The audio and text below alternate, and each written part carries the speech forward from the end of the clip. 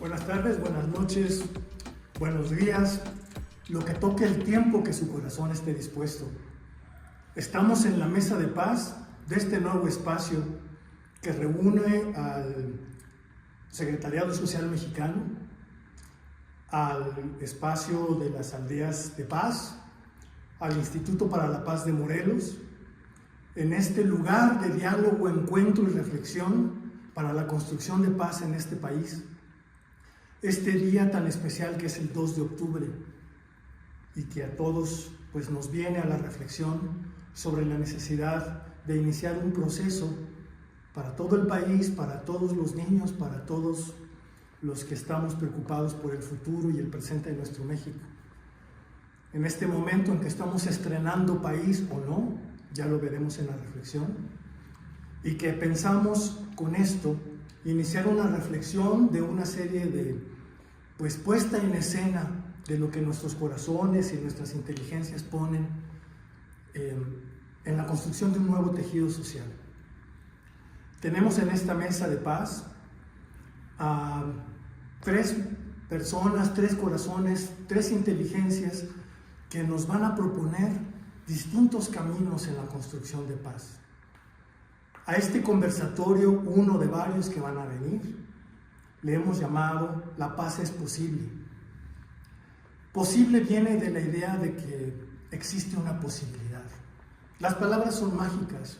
Posibilidad viene, a mí me gustan las etimologías, yo soy un servidor José Díaz para servirles. De la palabra, la etimología pos. Los griegos decían que pos quiere decir poder. Y el sufijo dat, que quiere decir el estado de poder. Podemos poner a nuestro país en estado de poder de la paz. La paz puede ser poder. Usualmente hemos pensado a la paz como algo suave, tierno, delicado. Y al poder lo hemos ligado siempre a una cuestión de fuerza.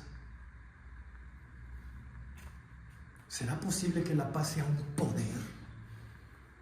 Y al poder lo hemos ligado con esa capacidad de generar algo, de imponer algo, de forzar algo. ¿Será capaz la paz de imponerse en nuestro país en las actuales condiciones? Se ha dicho que lo que pasó ayer, 1 de octubre, abre un nuevo régimen, impone nuevas condiciones para que el país arranque o no a una nueva situación. Y en este nuevo ajedrez, construir algo distinto o no. ¿La paz será posible? La paz es posible. Nuestros compañeros ponentes y compañera ponente nos darán algunas pistas desde su experiencia, porque todos ellos están comprometidos desde la práctica, desde lo académico y desde las experiencias personales con procesos de paz. Tenemos con nosotros a Algo Trapero Maldonado, responsable de los procesos de maestría del Instituto de la Paz en Morelos, pionero en este esfuerzo académico, pero también ligado con grupos y con personas que reflexionan profundamente a nivel nacional e internacional con la cuestión de la construcción de paz. Está también con nosotros a su lado Rosario, consultora en cuestión de generación de acuerdos en grupos sociales, en procesos conflictivos a lo largo de nuestro país.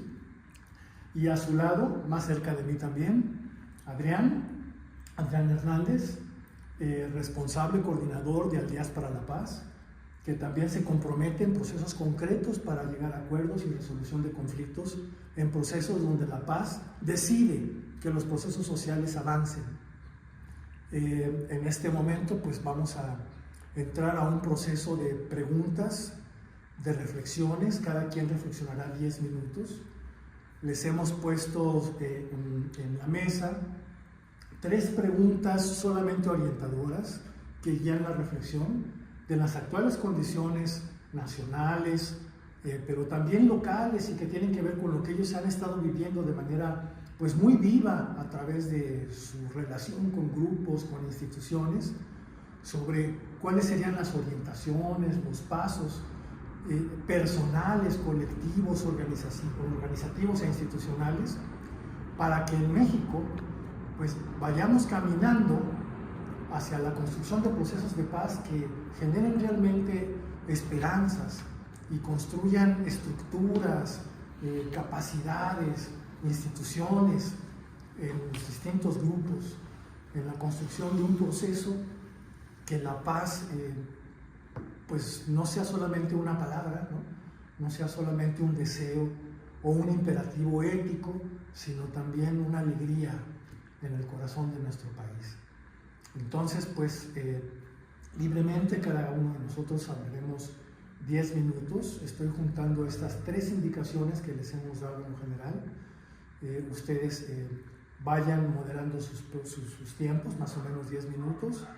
Hablemos cada quien y luego tendremos oportunidad de recibir algunas preguntas, algunas inquietudes por parte de los que nos escuchan y tendremos oportunidad de ir concluyendo nuestra reflexión.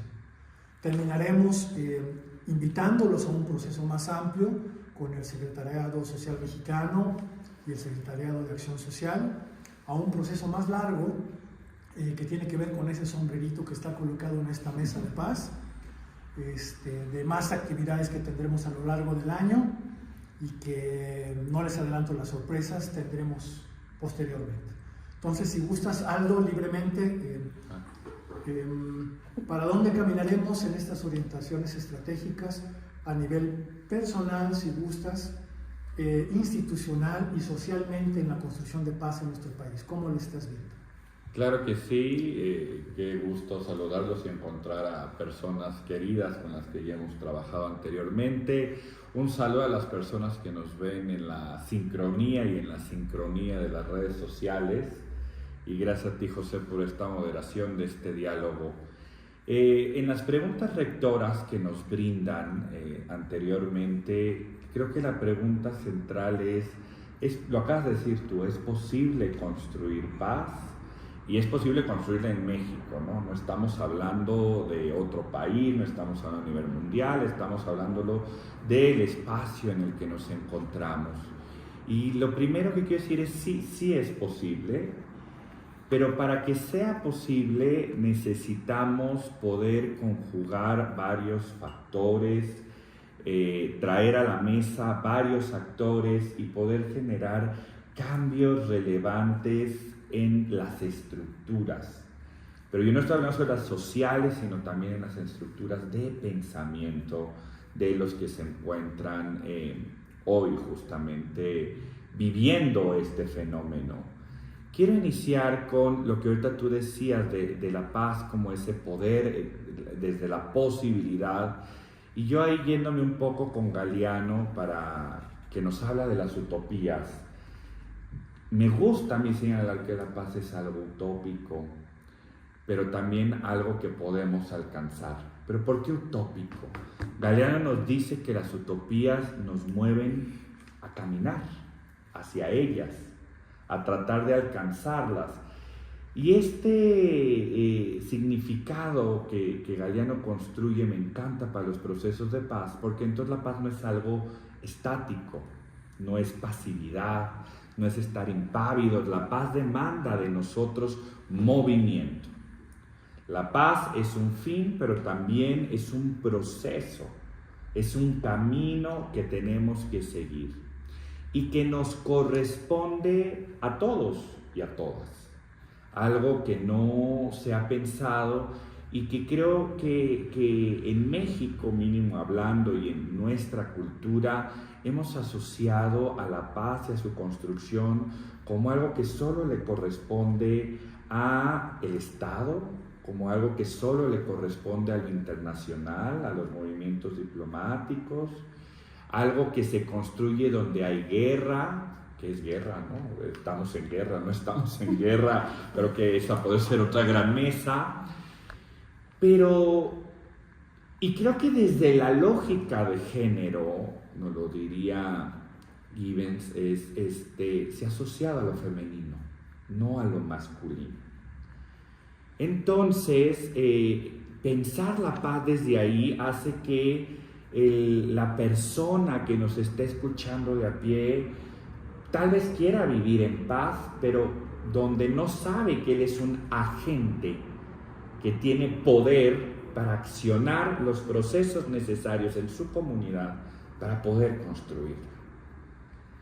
Y dos, creo que nos falta sentirnos merecedores de la misma. Y ahí subrayo una idea que quiero dejar y que lo noto mucho con el instituto, lo que hemos hecho desde el Instituto de la Paz de Morelos, y que lo hacemos con nuestra la asociación hermana Aldeas de Paz, que la paz debe ser cotidiana. La paz se debe de construir desde un enfoque cotidiano, donde en esa corresponsabilidad que existe en el cuidado nos toca a todos y a todas. Ahora, ¿cómo llegar a eso? Lo primero que quisiera decir es que la paz no se va a construir de arriba hacia abajo.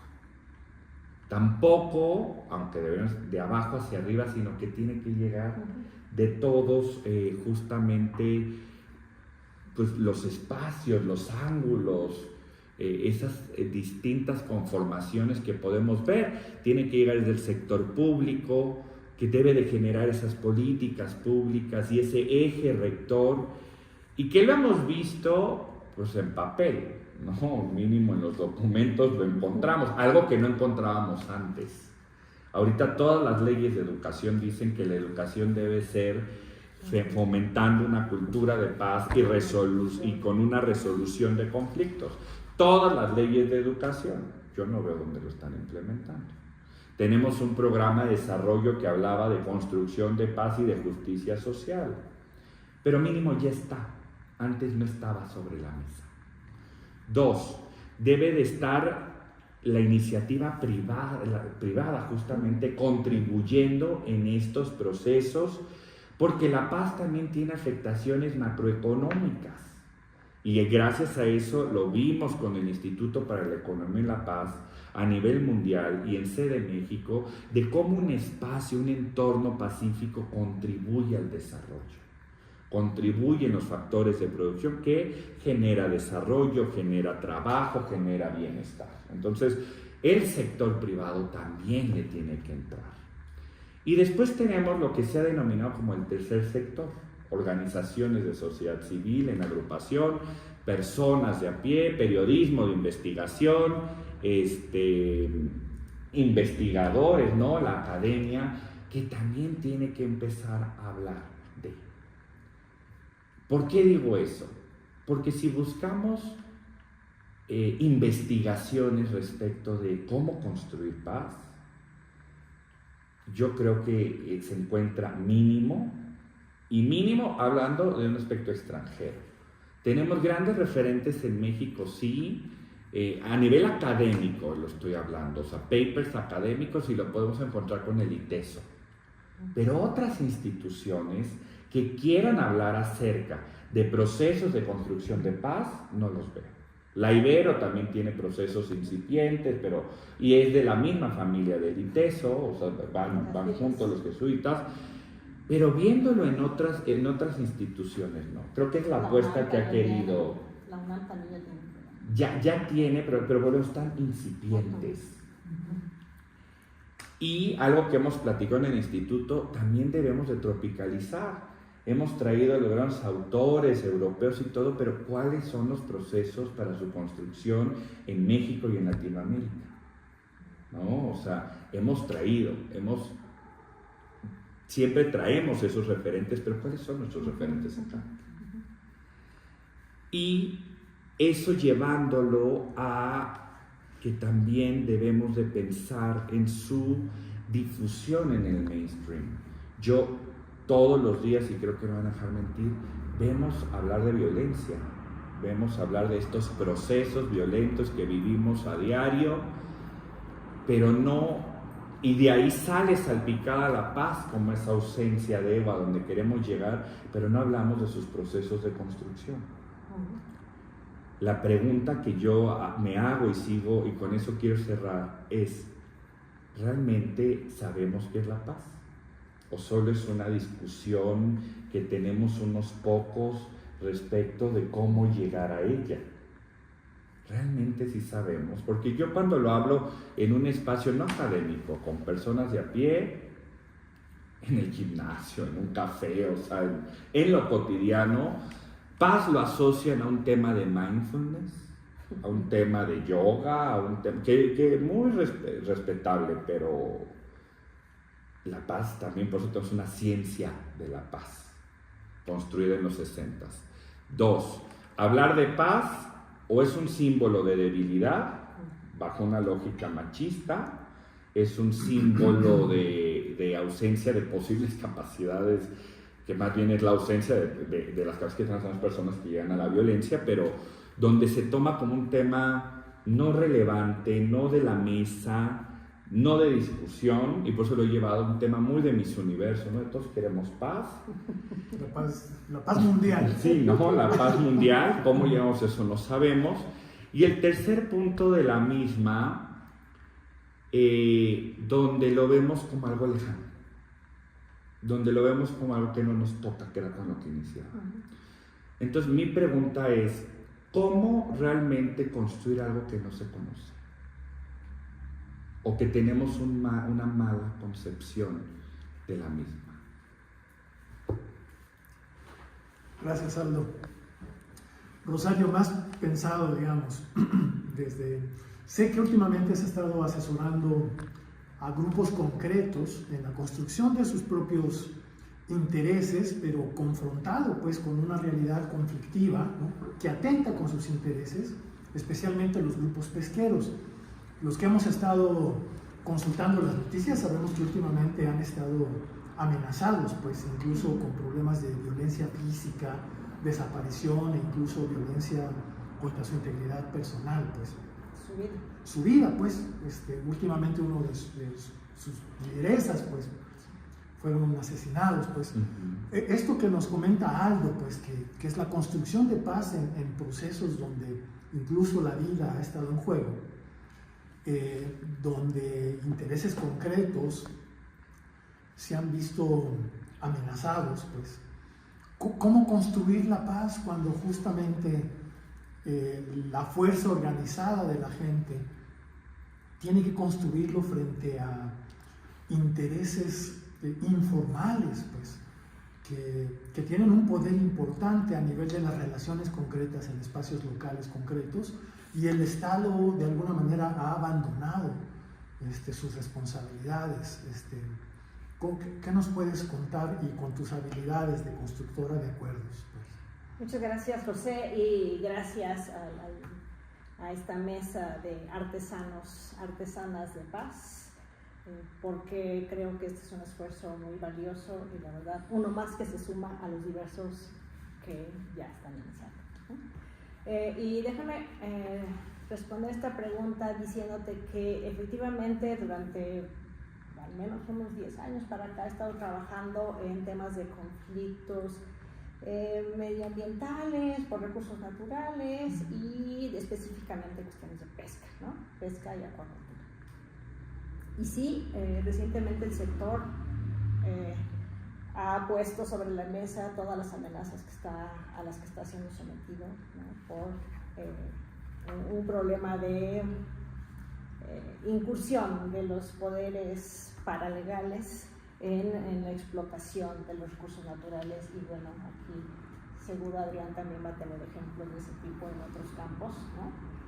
Como la falta de un Estado de Derecho que garantice el uso racional de los recursos para los usuarios, como son los pescadores, hace que haya pues como una piñata abierta a la que te lanzas y el que agarra más se queda con todo eso, ¿no? Entonces hay una gran amenaza que se cierne, y eso tiene que ver con una falta de seguridad, ¿no?, mínima para el desarrollo de la actividad productiva de pescadores y pescadoras de base, de playa, pues, ¿no? Gente que de eso vive, ¿no? No estoy hablando de las grandes flotas, que yo también sé que las grandes flotas se enfrentan sus propios peligros, pero en el caso concreto me refiero a las pescadoras y pescadores que viven de esa actividad productiva. Entonces, no hay seguridad mínima para el desarrollo de sus actividades, ¿no? Y creo que eso es con lo que yo había estado reflexionando cuando ustedes me invitaron a este espacio, porque dije, para hablar del tema de la paz, creo que además de reflexionar sobre el contenido de esta palabra, cómo se ha vaciado de contenido la palabra de paz, también tenemos que reconocer que estamos viviendo en una situación de profunda violencia física, armada, etc., ¿no? Si soslayamos esto y decimos, aquí no pasa nada, todo está muy bien, ¿no? Eso que se dice de la violencia son inventos de quienes quieren desestabilizar este país. Si no lo reconocemos, si no lo ponemos sobre la mesa, no vamos a poder abordar de una manera efectiva lo que está sucediendo. Entonces, creo que eso es lo primero. Y la garantía para que estas personas realicen su actividad es lo mínimo que un gobierno, o que los gobiernos estatales, municipales y federal tienen que hacer, ¿no? Entonces, la mínima excepción de paz es que yo pueda salir de mi casa e ir a dejar a mis hijos en la escuela y realizar mi trabajo, ir al deporte, o sea, lo básico, ¿no? Entonces, como la ausencia de guerra, digamos, ese es el mínimo escalón de paz que este país en muchos lugares requiere, ¿no? O sea, el fin de semana pasado, salió una marcha en Culiacán, niños, niñas, señoras, todos con sus letreros de queremos paz. ¿A qué se referían en ese momento?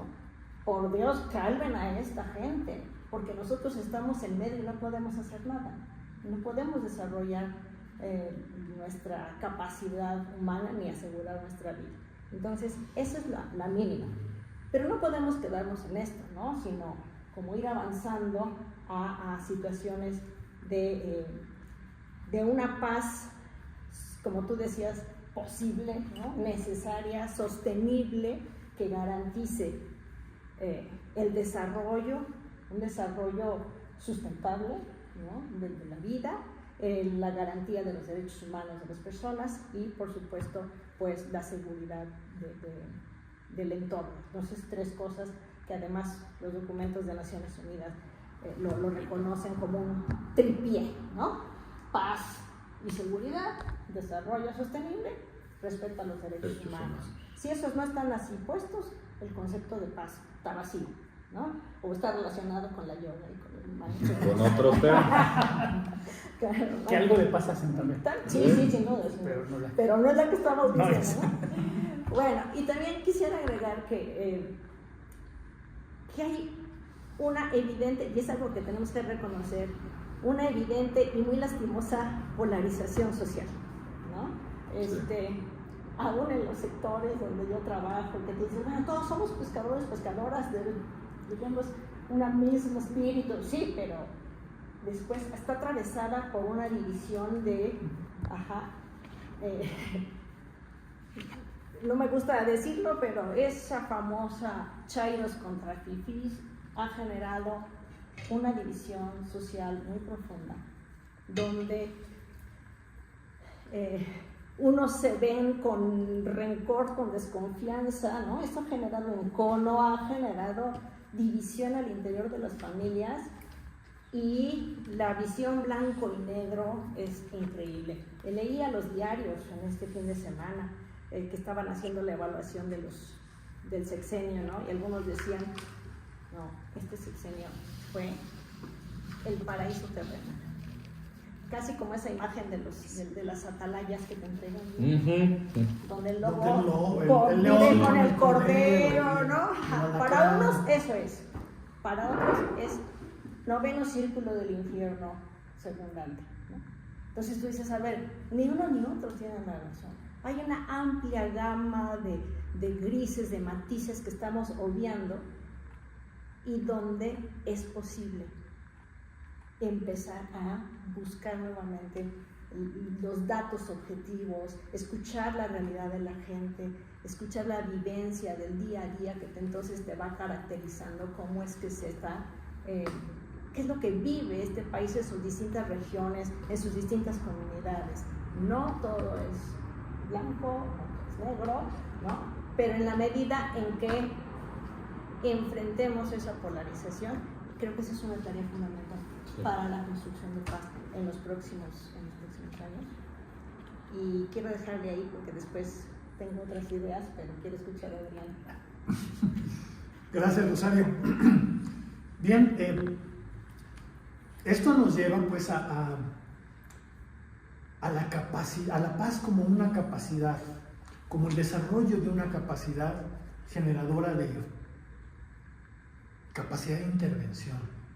Y es aquí donde veo a Adrián activo, pues.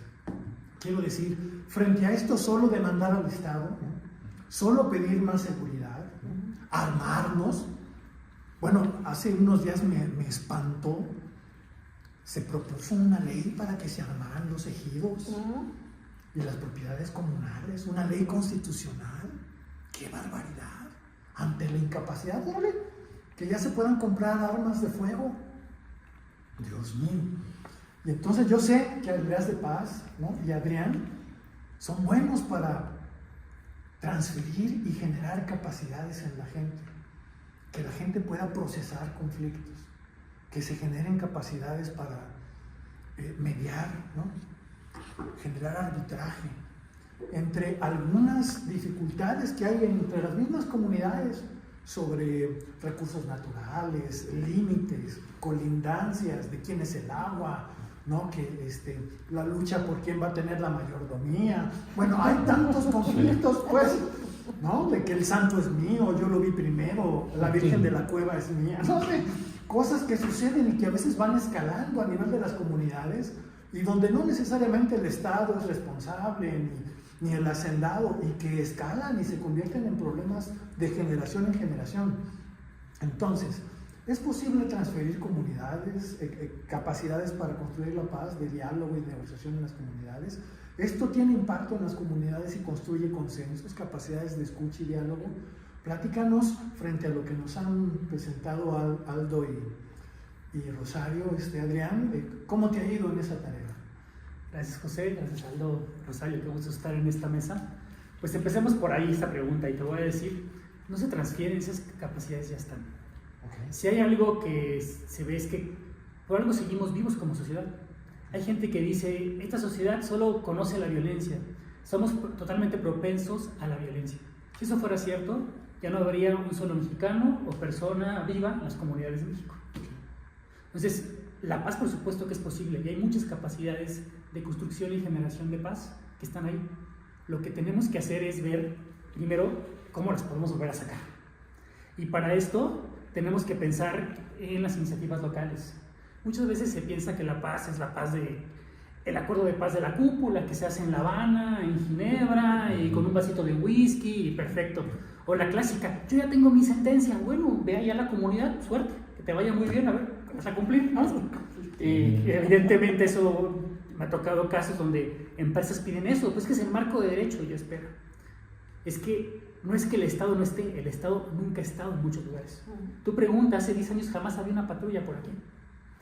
El tema está en que este país, y por algo tiene una gran capacidad de supervivencia y construcción de paz, está en la negociación. Este país es negociación por todos lados, solo que de esto no se escribe, pero todo se negocia. ¿Cuándo deja de haber negociación? Empieza a haber violencia. Pero son pocos los casos donde se llega al muro a tal punto que no hay negociación y se ve la violencia. Pero yo he visto actores del Estado, principalmente a nivel local, muy hábiles con esto. Y se dan cuenta, en un principio muestran el músculo, dicen no, pero ya cuando empieza a escalar, le paran. Vamos a negociar, vamos a platicar. Y donde yo veo grandes capacidades de construcción de paz en este país es ayudando y educando para negociar. Lo que tenemos que hacer es empezar a hacer negociaciones colaborativas, que no sea yo tengo el poder y humillo al otro. Tengo el poder y también ayudo a educar al otro. La vida es una rueda de la fortuna, a veces estoy arriba, a veces estoy abajo. Además, también tenemos que considerar que pues negociar es construir paz. Que sabes algo que no queremos ver. Es que yo no hablo con tal persona. Bueno, no por hablar con él vas a estar de acuerdo con él, te vas a ir a tomar un mezcal, un café con esa persona. No. Pero reconocer y entender al otro, ese es el primer paso. Lo que yo veo hoy, que también aquí decían que hay polarización, yo veo muros de piedra. Veo que no hay canales de diálogo. Más allá de la polarización, no se sientan a platicar. Y si tienes dos muros de piedra, pues en algún momento que se revienten los tabiques y llegue un temblor, pues habrá violencia. ¿Qué podemos hacer antes de que se rompa, de que haya violencia? Y por el otro lado, también hay que entender que la paz para las personas a nivel comunidad es algo que se tiene que tocar.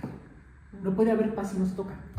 Entonces, a mí de que nada sirve que en la tele o en redes sociales me digan que la policía ya no es corrupta, que ya gana más, si yo sigo viendo que el policía extorsiona, que está cobrando. Entonces, para que la gente crea en la paz, tiene que verla, tiene que tocarla. Además, también pasa por nuevas narrativas. Y no solo las del Estado, también las de las comunidades. Nadie se pelea si no tiene una historia de por qué se está peleando, si no tiene un cuento que contar de por qué está en pleito. Sea bueno, verdadero, fantasioso, pero tienes que tener una razón para pelearte.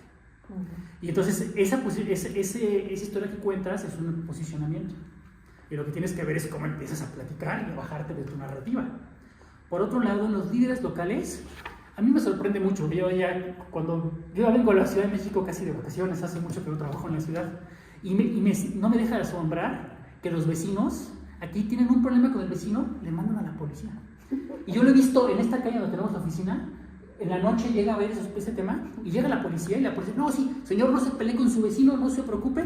¿Y qué va? Va y le extorsiona al vecino por el ruido y le deja le va a ir pidiendo, ya me están acusando, órale, dame dinero. Y eso hace la policía.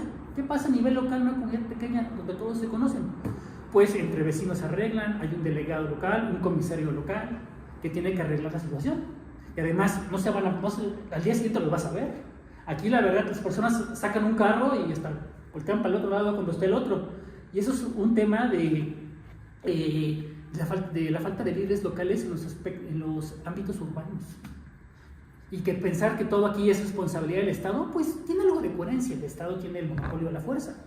Pero la paz de los tehuacanazos, de los trancazos, ya la conocemos. Hay personas que saben enseñarla mejor que nosotros. Pueden ir a otros lados a enseñarla. Aquí estamos para buscar paz sin violencia.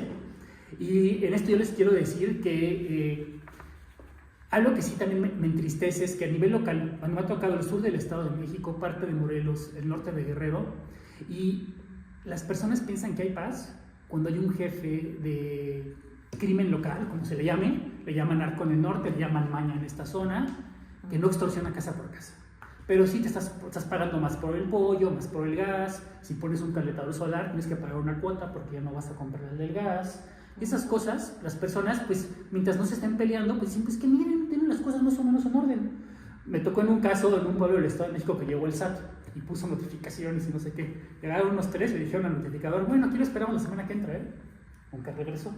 Porque ¿para qué? Si ya hay una institución que cobra impuestos que se llama maña, y las personas, pues, dicen, mientras no vaya a Toluca, nunca me va a agarrar el SAT, ¿no? Pues aquí estoy feliz. Pero pensar que eso es la paz, porque tienes un líder que te cuida, ¿qué pasa cuando se enoja? No tienes nadie más a quien recurrir, ¿no? Porque esa persona va a ser los 3 poderes juntos y va a ser la fuerza del Estado y la fuerza de todo. Y esto, pues, se ve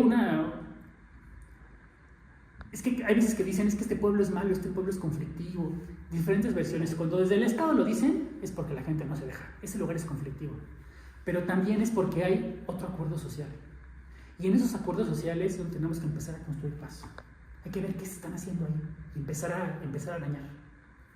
Por ahí lo dejo, tengo algunas reflexiones, pero primero platiquen la compañera y el compañero. ¿Seguimos? Sí, gracias. Bien, bueno, hay un nivel preventivo en esto, pues, donde en general nos hemos desenvuelto muchos años, pues, que tiene que ver con la cuestión educativa, especialmente los que hemos trabajado mucho con organismos no gubernamentales, que no han estado de moda los últimos años. Nunca han dicho. No, alguna vez, bueno, tú eres muy joven, pero en los 80s estuvieron de moda. habían sido observados como incluso aliados complementarios a los gobiernos, o algunos gobiernos pues habían sido vistos así. Actualmente están siendo vistos con cierta desconfianza. Sin embargo, porque tenemos cierta capacidad de estar en el tejido social más cercano a la gente, pues, y llegar a ciertos intersticios pues, de contradicciones, como las familias, cerca de la gente, ¿no? En los barrios metidos, con los campesinos, con los indígenas. Actualmente se supone que los programas sociales tienen esa capacidad, pues. De repente pareciera ser que la capacidad de los organismos sociales o las organizaciones no gubernamentales, esa capacidad organizativa comunitaria, es una visión personal, ha sido sustituida por una enorme nómina, ¿no? La nómina de los programas sociales. Y en todos los organismos sociales han perdido sus liderazgos, pues. Y en esta relación directa entre el líder, ¿no? El gran líder, pues ha empobrecido, ¿no?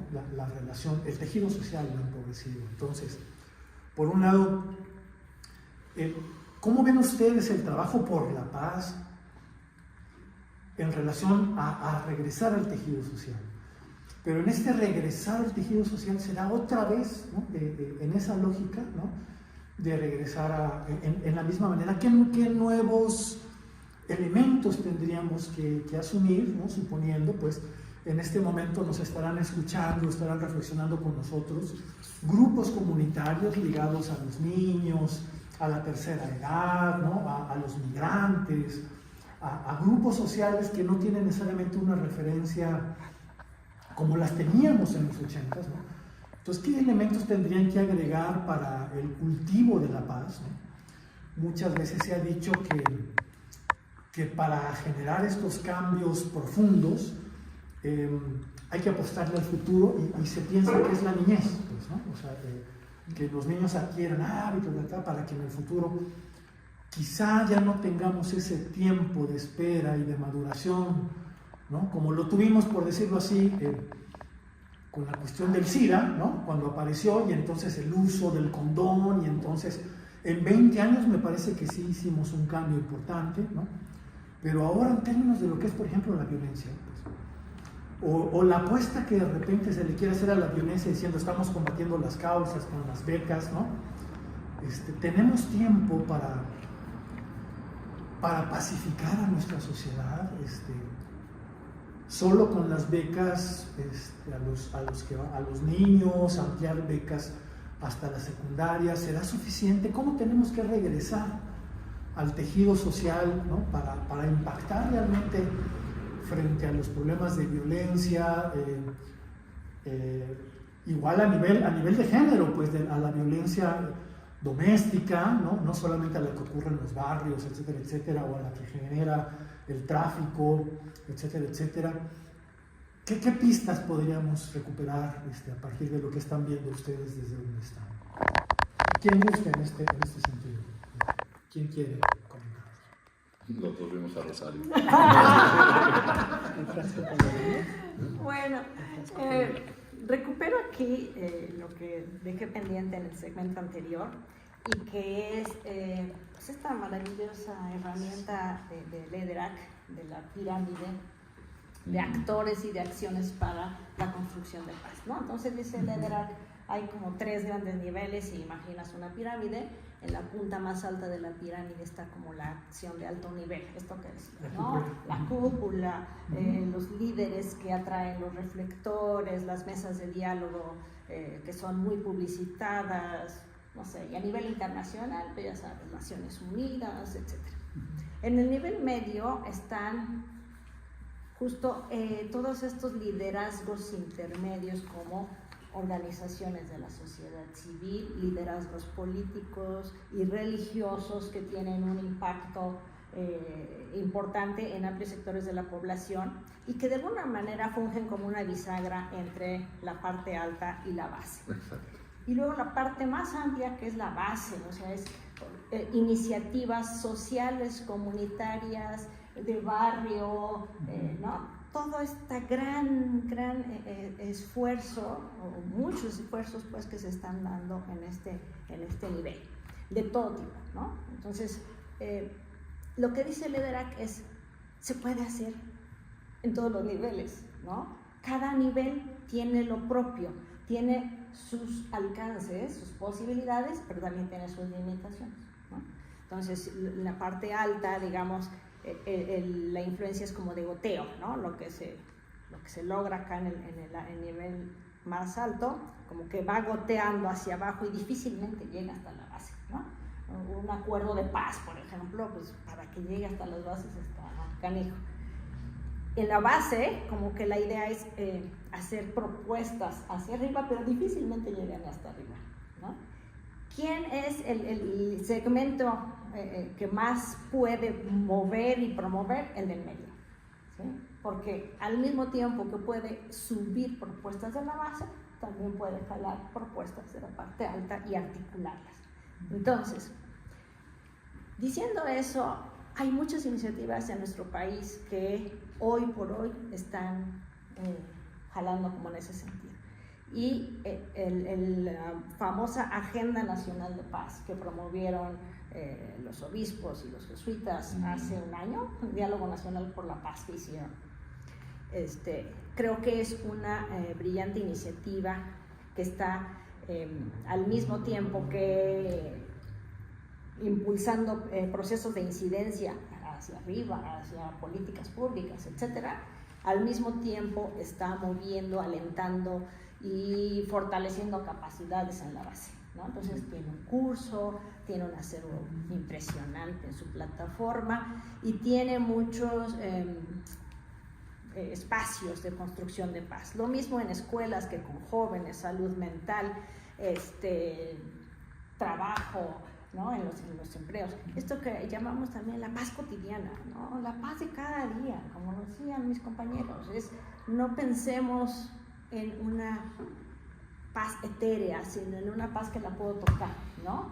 Que ahí en mi ambiente de trabajo hemos decidido hacer un acuerdo de no al acoso laboral ni sexual, y eso ya es un aporte al respeto, a la no violencia en nuestras relaciones laborales.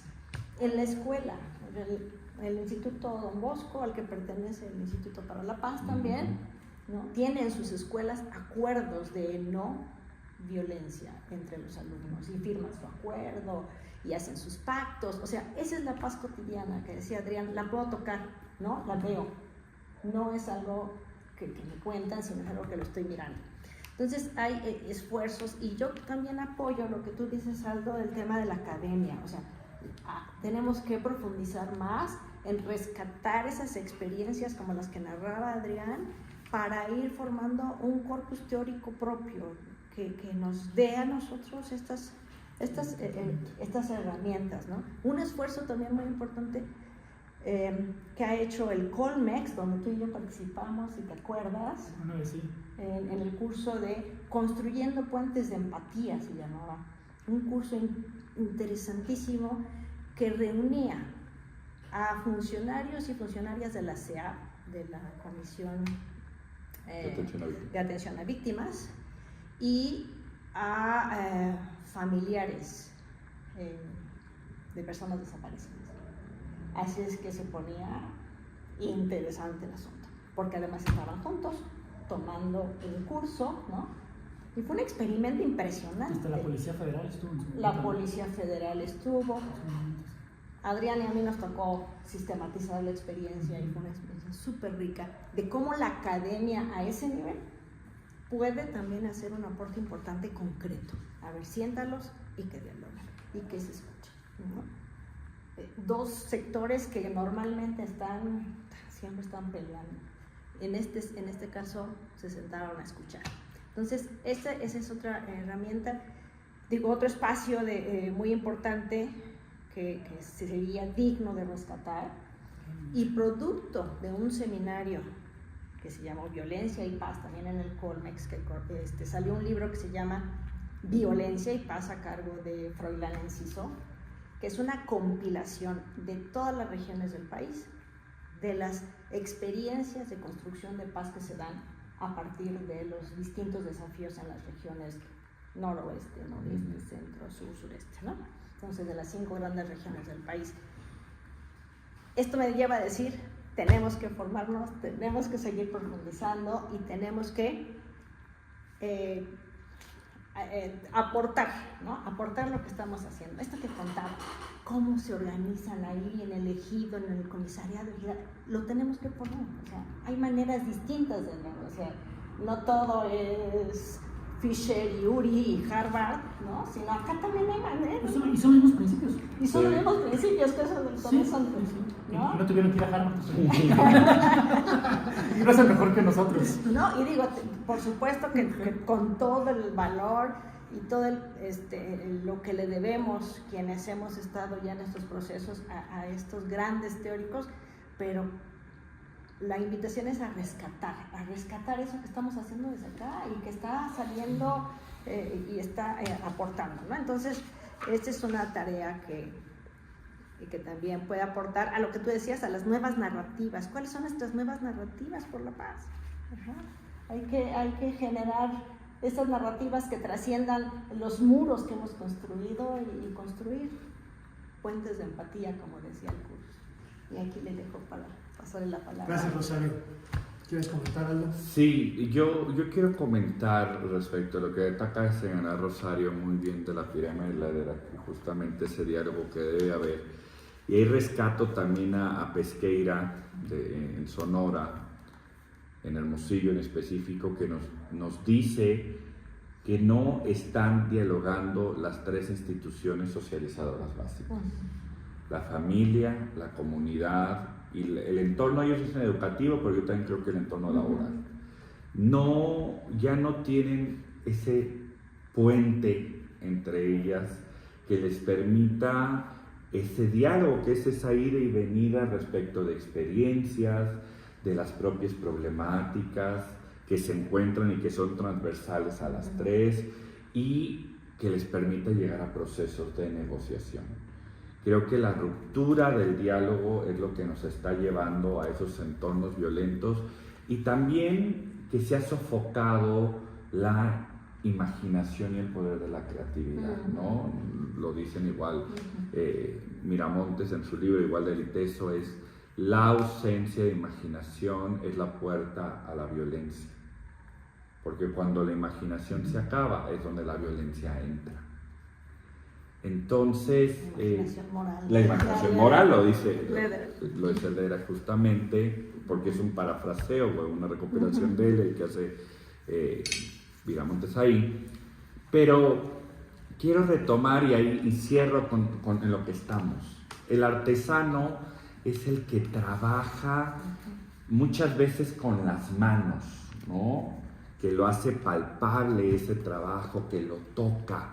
Y lo decía ahorita Adrián, queremos tocar la paz, queremos verla, vivirla, sentirla, hacerla nuestra propia paz. Entonces la invitación, creo que desde estos diálogos y con lo que me gustaría a mí cerrar mi intervención, es ser artesanos de paz implica, y cito a Gloria Cuartas de Colombia, tejer. Decías, necesitamos, ¿cómo regresar a las comunidades, a ese tejido? Yo creo que no tenemos que regresar, o sea, no quiero que se entienda mal. El tejido se rompió, la fibra ya no es ni el material, ni el color, ni la estrategia, ni el método que se siguió. Tenemos ahorita esa descomposición.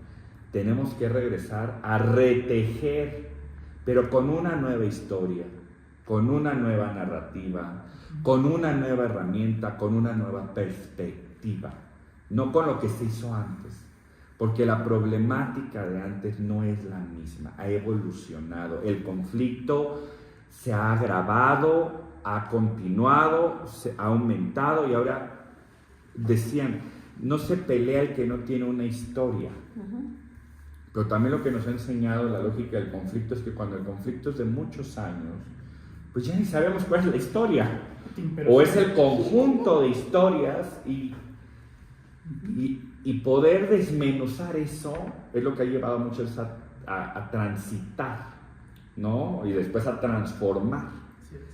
Entonces, ¿a qué quiere ir con Gloria? Ella nos dice mucho de Colombia que hay que ser artesanos en ese tejido o en esa telaraña de la paz, donde recordemos que estamos interconectados, algo que se nos ha olvidado, que lo que me afecta a mí, te afecta a ti y le afecta a todos de alguna u otra forma. Esa interconexión que nos da la telaraña, de comprender que la paz es colaborativa, colectiva, comunitaria, ¿no? Donde no estamos solos y donde no lo debemos hacer solos. Quien quiere construir paz desde lo individual se está equivocando. No, o sea, ya inició mal. ¿No? La paz es para uno, pero para todos, para un conjunto, para lo colectivo. Y donde la telaraña también nos ayuda a recuperar que un hilo, uno solo, es débil completamente y se va a romper, se va a caer. Pero el colectivo te arropa. El colectivo te hace sentir en seguridad, en confianza, y creo que eso es lo que hemos perdido, la lógica colaborativa, y por eso no dialogamos, por eso no empatizamos, por eso no tratamos de entender al otro y comprender el por qué, una pregunta tan sencilla, el qué, el por qué y el para qué, que se nos ha ido. Entonces, pensar que estamos interconectados en una telaraña de paz que tenemos que construir todos y todas, creo que es un gran comienzo desde esta lógica de la artesanía, en ese tejer fino, que es lo que nos invita este gran diálogo, y que no nos haga olvidar que entonces sí es posible, que la telaraña se nos va a romper, como lo vemos, ¿no? Cuando salimos al jardín y hay una telaraña y que hay un granicero, ¿no? Y se rompe, y al otro día vemos que volvió a remendar. Eso es la paz. La ruptura, pero regresar y volver a tejer eso, que ya no va a quedar igual, que ya va a ser una cosa distinta, que ya no es la misma, vamos a decir, sincronía que tenía, pero que sigue estando. Esa es la invitación que quiero hacer a los que nos están escuchando, a ir en colaborativo, a tejer fino, a meter las manos, y a no olvidar que tenemos un extraño enemigo más, o un extraño aliado más, que es el metaverso, el ciberespacio, ¿no? O sea, que estamos hablando muy desde lo corpóreo, ¿no? Lo que vemos, lo que tocamos, pero donde hay grandes esferas de violencia también, en estos espacios que no podemos palpar, pero que ya existen, y que nosotros los vamos a decidir cómo utilizar, si sean espacios de violencia, o como hay varias experiencias donde también son espacios neutros de diálogo y de entendimiento a través de avatares que nos permiten dialogar lo que tú y yo de frente tal vez no podríamos, pero que ahí está, y creo que tampoco le estamos entrando en la paz, porque en la violencia ya entró, y entró duro. Gracias, Aldo. Me parece que Aldo nos introduce al final de nuestra plática. Es un buen colofón lo que nos habla respecto al tejido que queremos generar. Y entonces los invito a que nos den sus últimas palabras. Considero que lo que Aldo nos dice es una buena introducción al final. Entonces, Rosario, una invitación a continuar con este espacio de reflexión. Rosario, ¿qué seguiría entonces? ¿Qué palabras de orientación final nos dejas en este espacio, en esta mesa de paz? En el mismo sentido que Aldo estaba diciendo la parte del retejido, de rescatar el tejido. En el ámbito de las relaciones, creo que la tarea es restaurar las relaciones, ¿no? ¿Cómo tejemos eso? Restaurando las relaciones que están dañadas, eso que nos ha separado, ¿cómo lo volvemos a construir? Y creo que una invitación, sobre todo para ustedes que están lanzando esta iniciativa de artesanía de paz, creo que sería increíble que el secretariado abriera sus puertas al diálogo, a espacios de diálogo, al espacio donde vayan y puedan encontrarse los distintos modos de pensar, distintos modos de ver la vida, y que se puedan escuchar. que sea un ejemplo de aquí se puede hablar. Aquí puedes hablar con confianza, es un espacio seguro, es un espacio que te permite escucharte y ver a los otros. Hay muchas metodologías innovadoras, digo innovadoras porque en nuestro país son nuevas, ¿no? Porque porque no tengan su tiempo. Por ejemplo, los círculos de paz, ¿no? Los círculos de paz, que es una metodología donde la palabra se democratiza y donde todas y todos tienen la oportunidad de escucharse y de decir su palabra, sabiendo que la otra persona está recibiéndola de una manera respetuosa y de una manera acogiendo su palabra, pues, ¿no? Entonces, esa sería increíble. Creo que otra cosa que yo sugeriría para el secretariado y para esta mesa de artesanía de paz es hacer como una traducción metodológica, ¿no? Yo sé que ustedes son muy buenos para el tema de las metodologías. Y ahorita que hablábamos de la pirámide de Lederach y no sé qué tanta herramienta, eso necesita una traducción en el más puro estilo freireano, ¿no? Es decir, que tenga una versión popular de eso, claro, para que vaya y bajemos de las grandes formulaciones, que también son necesarias, ¿no? Pero bajemos esas grandes formulaciones a la base, a que la gente las utilice, a que puedan implementarlas en la casa, en la escuela, dar muchas más herramientas para que las personas trabajen. Aprovechar la cultura es otra, ¿no? O sea, creo que ahí ustedes también tienen un gran aporte con uno de sus miembros que es muy cercano a artistas y a músicos y a poetas. Hay que hacerlo, hay que ocupar la cultura para seguir difundiendo ir construyendo esta nueva narrativa. Y finalmente, pues creo que la convocatoria, y no solo ustedes, sino nosotros y nosotras que estamos aquí, es generar ejemplos de construcción, de comunidades de construcción de paz, ¿no? Una comunidad que vive la paz, una comunidad que está en esta perspectiva de la paz cotidiana, que se toca, que se vive, que se saborea. Exacto. Gracias, Rosario. Gracias. Adrián, bueno, pues nada más, ya para seguir cerrando unas ideas. Justamente esto que decían Aldo y Rosario, es que los constructores de paz nos suelen llamar ingenuos. Y sí, pues es normal. Dicen, ay, se están pegando en tal lugar, órale, métete. Pues ni que fueras de hule, ¿no? También las balas te perforan, ¿no? Pues, bueno, pero ese camino de transformación de conflictos ya está ahí. Si lo quieren seguir, quieren aprenderlo, vayan, allá hay escuelas para aprender eso. Pero tenemos que buscar otra manera. Y la paz, retomando que se habló mucho de Lederach, que él decía, la paz es un misterio. No sabemos cómo será, pero es posible. Y la paz, la única regla que hay para la construcción de paz es la creatividad. Cuando se acaba la creatividad, se acabó la construcción de paz. Por otro lado, destaco también el papel que decía Aldo de la educación para la paz. Es cierto, ya está en todos lados, pero siempre la gente pregunta, y bueno, ¿y qué es eso? ¿Qué es educar para la paz? Educar para la paz es, comencemos aprendiendo a negociar. Negociar temas que no necesita entender ni la policía, necesitamos tener una sentencia judicial para aplicarla.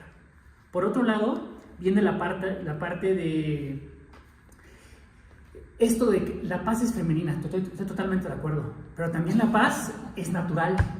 Y no quiero decir que son los que hacen yoga, no, a lo mejor hacen un poco de paz mental, algo harán, pero la paz viene cuando llueve, cuando hay agua. Yo no he visto un tema que une tanto a una población, aunque sean periodistas, panistas, morenistas, que cuando no hay agua en su comunidad. Ese es un tema, el agua para todos, es de los pocos temas que yo conozco en este país, que es totalmente político y que no se partidiza cuando no hay agua en un lugar. ¿Por qué? Porque todos viven en el mismo lugar. Talar árboles y que no haya agua en mi comunidad es como dar un balazo en el pie. Voy a tener que ir ahí si es que quiero tener agua. Y es de los pocos temas que la gente cierra la carretera, por supuesto hacen medidas antagónicas, pero las toman. Adversariales. Pero en el momento que ya hay agua y les dices, a ver, vamos a hacer un programa para que ya no vuelva a haber este problema, llegan los tres de siempre. Pero el día que no hay agua, todo el mundo toma la carretera, ¿no?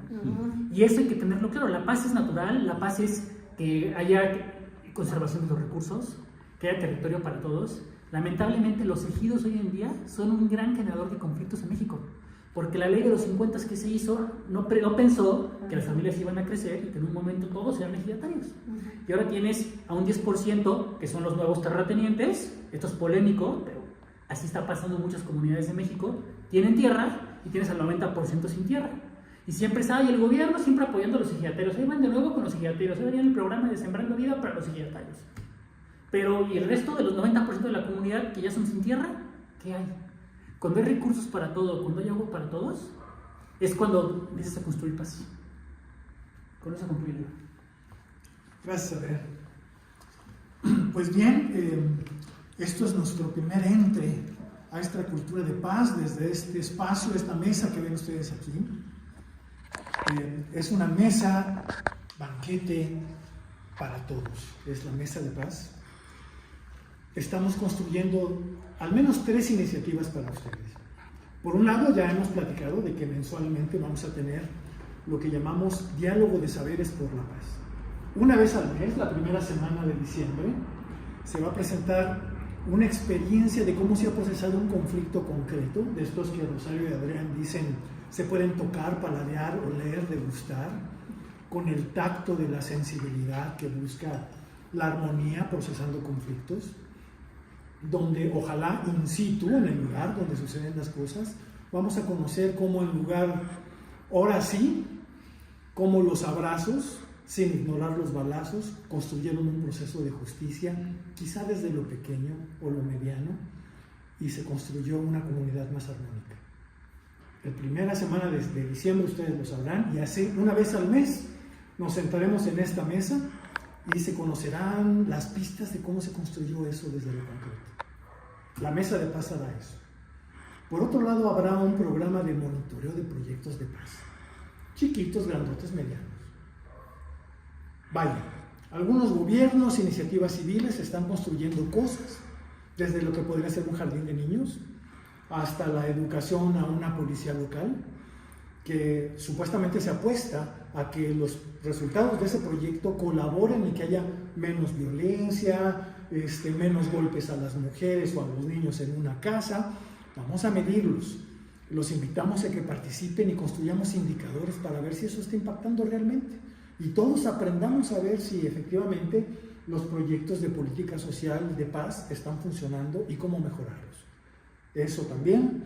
Y aparte, nuestra red de artesanas y artesanos por la paz, que es un Facebook, ¿no? Es una red que vamos a construir a partir de nuestro curso taller de artesanas y artesanos por la paz, que próximamente, ¿cuándo lo tenemos? La segunda semana de octubre, de noviembre. Lo vamos a tener en el secretariado, Roma 1, ¿no? Es un local histórico, ese sí es histórico. No, pero ya lo estamos haciendo histórico. Así es. Sí, y este video va a ser testigo. Ustedes están viendo un hecho histórico. En fin, estaremos a través de las redes comunicando la celebración de este curso taller. Y en esta lógica de artesanas, fíjense qué bonito, curiosamente la palabra, nos juntó la palabra con esta connotación de que la artesanía se hace a mano, tiene que ver con tejido, como este sombrero medio artesanal, esta varita que quería ser de olivo, ¿no? Y que tiene que ver con nuestro logo que está en proceso de construcción, y que tiene que ver con pensar desde lo que se hace a mano, ¿no? Y a mano está tejido como con el dedo cordial y la mano con el corazón. Estamos construyendo los procesos de paz. La red de los que estamos pensando la paz con el arte y la vamos construyendo, los invito a que se abracen en este caso para que la imagen también ocurra.